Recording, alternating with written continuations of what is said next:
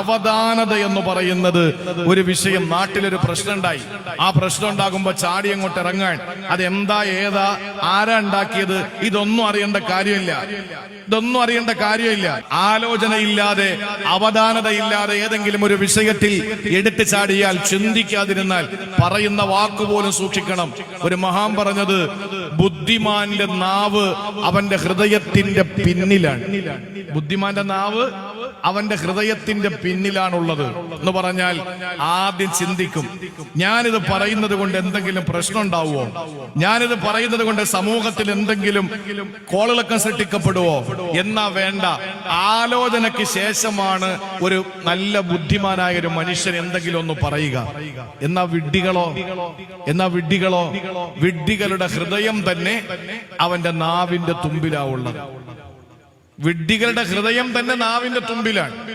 മറിച്ച് ഒരു ബുദ്ധിമാന്റെ നാവോ ഹൃദയത്തിന്റെ പിന്നിലാണ്. ആലോചിച്ച് ചിന്തിച്ചതിനു ശേഷം മാത്രമേ ഒരു കാര്യം പറയുള്ളൂ.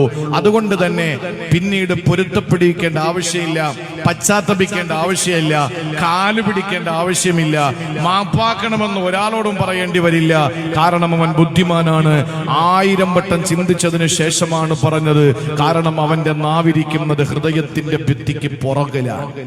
നേരെ മറിച്ച് വിഡ്ഢിയോ, അവന്റെ ഹൃദയം ഇരിക്കുന്നത് നാവിന്റെ അഗ്രഭാഗത്താണ്.